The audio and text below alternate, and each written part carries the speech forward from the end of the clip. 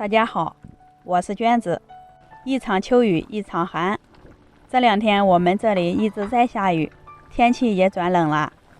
准备给家人做一锅养胃暖胃的疙瘩汤喝。先在盆里倒入260克面粉，加2克盐，增加面的筋性。搅匀以后，倒入230毫升的凉水，边倒边去搅拌，一直搅拌成粘稠一些的面糊。盖上盖子，先静止5分钟。5分钟过后再回来搅面，面糊很容易就搅到光滑了。这样做好的疙瘩也好吃。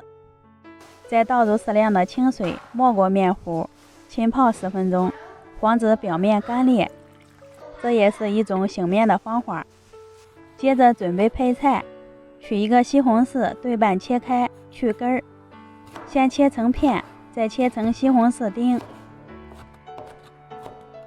一块老豆腐切成小块，装入碗里。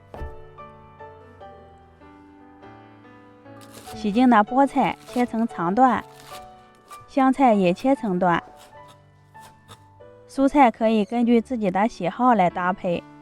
起锅烧油，油热以后倒入葱花，翻炒出香味儿。倒入西红柿丁，煸炒出西红柿的汤汁儿。倒入豆腐丁，加入盐，翻拌均匀。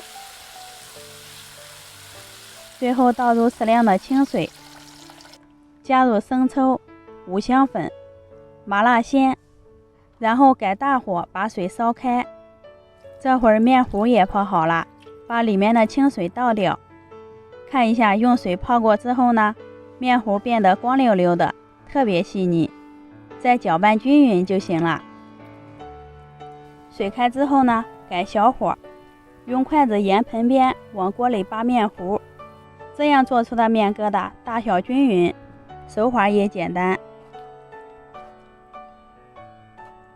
面糊下完以后，改大火煮上2分钟。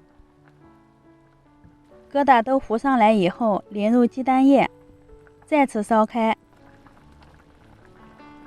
放入准备好的菠菜和香菜，最后淋点香油就可以关火了。咕嘟咕嘟冒着热气，闻着好香啊！盛到碗里就可以开吃了。